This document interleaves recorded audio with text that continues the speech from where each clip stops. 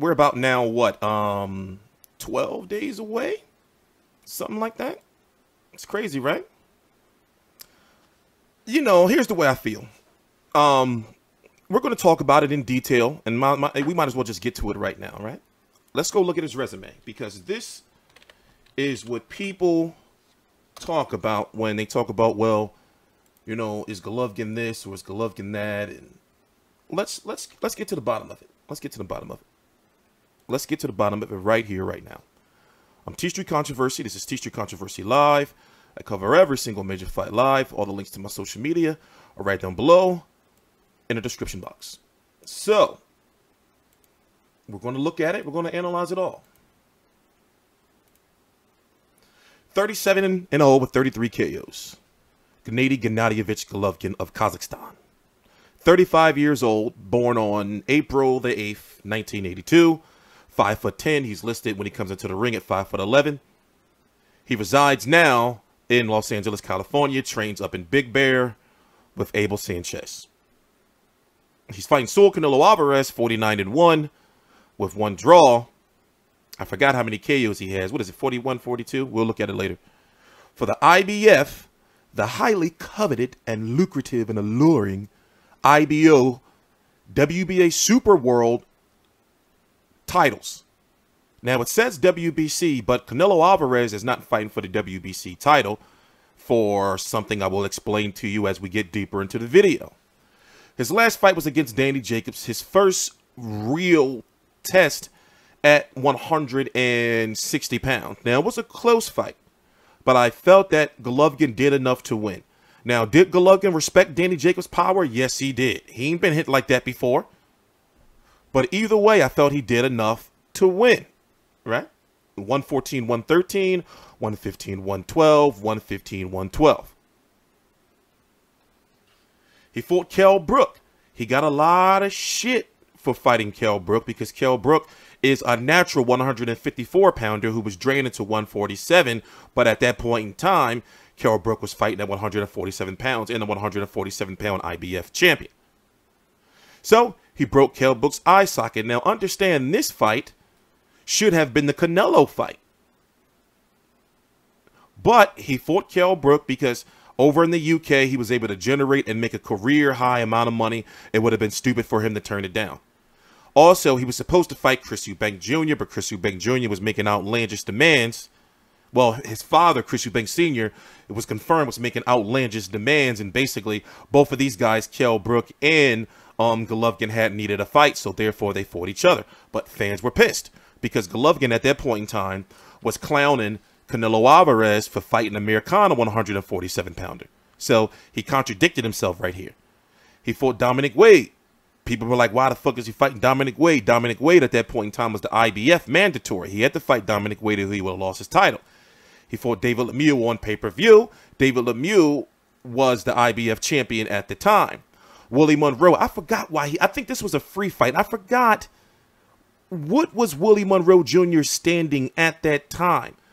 I don't think he was a mandatory for anything. I just think that was a fight that they put together. But overall, Willie Monroe has a nice, you know, cult urban, you know, following. You know, cool dude.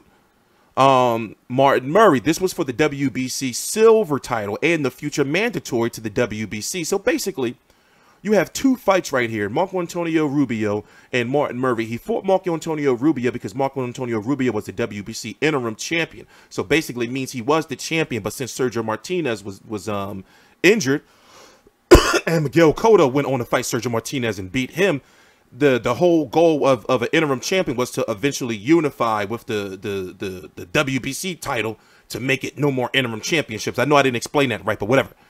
These two fights meant something because this was to be the WBC mandatory, and Martin Murray was a future WBC mandatory. When he fought Daniel Gear was for the WBA Super World title because he was a WBA World Champion, so he was elevated. So you see where I'm going with this? Now, people have been saying that he's been fighting nobody and these fights ain't mean nothing. Actually, these fights have meant something, and he's been trying to unify the division. Now, don't get me wrong. People are going to say, you're just a Canelo fanboy. I mean, a Golovkin fanboy. How? When I'm pointing out facts. This is shit you can look up yourself. You know? This is shit you can go look up yourself. So, you know, I try to make sure I keep like a non-biased like approach on this because truth be told, you know, I have no allegiances or alliances to these boxers, you know. I don't care if they win or lose. That's not my job. My job is to report the motherfucking news. Excuse my language. So you have a situation right now where Golovkin has been trying to get his hands on that WBC title that Canelo has for a long time now, a couple of years. Now, Miguel Cotto got his hands on it, but Miguel Cotto showed no interest in fighting Gennady Golovkin at all. You see what I'm saying? So now let's go take a look at Canelo, right? Let's go take a look at a Canelo. Now, remember, everything I'm talking about, you can go look up on interviews, media reports, even on here on BoxRec. You know, I'm not telling you, I'm not going to steer you wrong. 49-1 with 34 KOs. He's listed at 5'9", but he's about 5'7", you know, 5'8", you know, something like that. I would say 5'7". You know, he is not no 5'9", but 27-year-old, you know, 51 fights. You know, he became pro when he was 15, if I'm correct, right? Fighting Golovkin, he fought Julio Cesar Chavez Jr. Now, he got a lot of heat for this fight, right? Because not only was it at some weird catch weight of 164.5, like, you know, why not 164.4 or 164.6? But it was at some weird catch weight, but throughout the course of 1, 2, 3, the Liam Smith, the Amir Khan fight, and the Miguel Cotto fight, there was talks of him fighting Golovkin, and they were, you know, in talks to fight. But even though now that's irrelevant because they are fighting each other, so the past is the past. But he got a lot of heat for Chavez Jr. because during the Liam Smith fight, you know, this is when he was pissed at the WBC because the WBC kept threatening to strip him because the WBC was basically saying like, yo, you got Golovkin who's fighting the interim champions and fighting the future mandatories to get to you. They want that belt, bro. You got to fight him. So the WBC was threatening, you know, and under a lot of scrutiny from the media about like, yo, you got to strip Canelo. He's not going to fight, you know, like, what are y'all doing?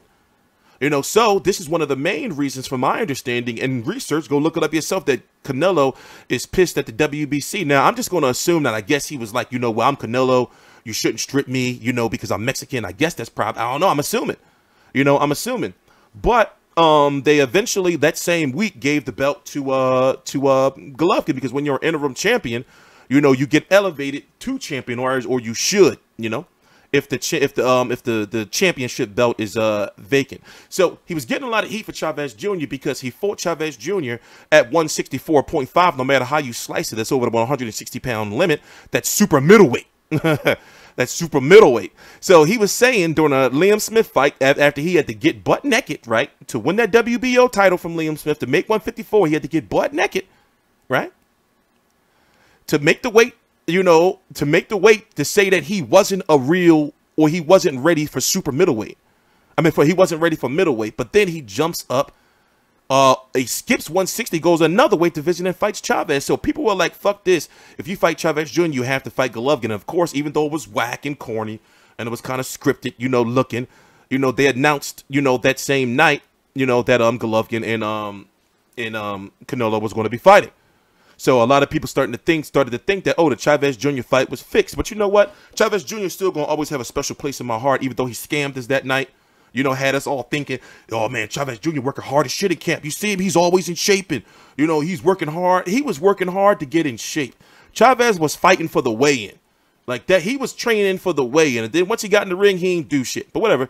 The past is the past. He knocked out Amir Khan. You know, he was getting a lot of heat for that. You know, but however, this was a highly, you know, successful fight. If you look at what 600,000 pay-per-view buys in this day and age is successful, you know, like, you know, he knocked him out. Amir Khan was doing pretty good. This fight was underwhelming. They were saying Miguel Cotto versus Canelo was going to do 2.2, 2.5 million pay-per-view buys. It was kind of a dud with about 900K.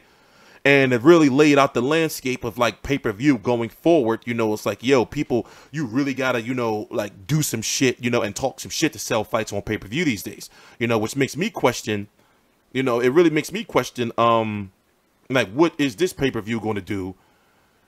Because it has the hardcore fan appeal, but it's just that they're missing, you know, Canelo has the casual fan appeal, you know, the Hispanic casual fan appeal, but it's just missing.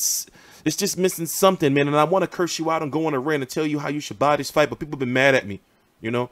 And I'm not trying to disrespect you or anything. I'm saying that if you're a boxing fan, you know, this is a fight, like, not just for, like, the fight itself, but for, like, the sport. You know, you have, like, especially with Maymac being over, it's like for the sport, you have to show, like, we strong and shit. Like, we got to go on, like, a million boxing fan march or something, man, for real. You know, to get boxing, like, where it is to be, because boxing, as we've seen, you know, from Mayweather McGregor, and I just don't want to bring it up during this video, what we've seen is that boxing is still the #1 sport as far as the money can be generated, but the boxers got to learn how to talk. It's okay to go WWE now, every now and then. It's okay, you know. So I'm glad that Golovkin has attempted to learn English, even though some of that shit he be saying be fucked up, you know. But I'm glad that he attempted to learn English, to whereas in Canelo he's got to start speaking English now, you know. I understand that he has that strong Mexican and Hispanic fan base, but he's got to cross over. You know, he's got to cross over, because right now that Mayweather's surefire gone, Conor McGregor and who else in the UFC? He's like, when it comes to overall combat sports events, ranking them as far as pay-per-view, now that Mayweather's gone, Canelo's in the top 5. You know, Conor McGregor's at the top, you know, and I'm talking about overall pay-per-view buys. I'm not counting, you know, the prices or anything like that. You know, Canelo was like in the top 4 or 5. He can get higher if he starts appealing to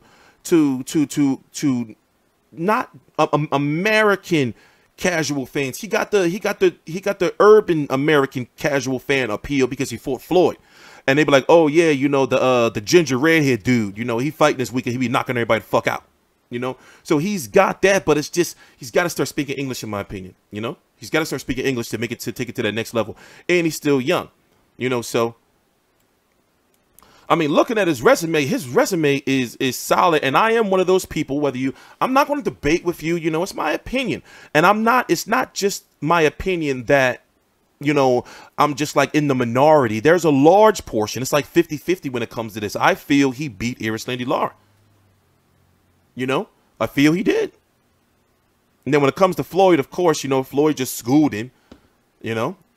Austin Trout's been wanting to try to fight his way back up to a rematch, but understand, from now on, Canelo's in a situation where he's only going to be like in big money fights or fights that's going to be profitable for Golden Boy. You know, so I'm thinking, like, if he does beat, here's the situation. If he beats Golovkin, there's no rematch clause for Golovkin. If Golovkin wins, there's a rematch clause. You know, so it all depends. Now, that can be a rematch clause, but depending on how a fighter loses. So, for example, if one of them was to get knocked out, in this case, since Canelo has the rematch clause, if Canelo was to get knocked the fuck out brutally or beat brutally bad, Golden Boy may not go for that rematch clause. They may just say, okay, we're going to get Canelo 1 or 2 more fights and then go back after Golovkin. But Golovkin is already talking about moving to 168 pounds. I talked to Abel Sanchez earlier. It was at the Crawford Diaz press conference, and he was talking as if they're done with like the whole Billy Joe Saunders and that WBO title. They're talking about like moving up, you know, to 168 pounds. You know, so also looking at Golovkin during these media workouts, and I got to upload that stuff today. Looking at Golovkin during the media workouts, he's not looking like he's looking pretty soft. Now, I'm not saying, now listen, I watch all Golovkin fights. I've watched all his training camp videos, media workouts, everything. I know how he normally looks, and maybe, you know, it's just, you know, age, but in this day and age in boxing, 35 is young still, you know? And it's not like he's been in wars taking beatings, you know? But I'm just wondering if, like, you know, his body is naturally growing out of 160 pounds. And I know people want to bring up, well, why didn't he fight Ward at 168 back then? We're not getting into that, man. We're not getting into that, you know. But it's going to be interesting to see. But there's still so much content coming that I have from this fight. And also, I'm going to the fight. You know, hopefully, there's like a lot of politics, but I will be in Vegas soon. I'm TstreeT Controversy. This is TstreeT Controversy Live. And even though there's still more I wanted to talk about, I'm going to wait for like another video because this video is getting kind of long. Please subscribe.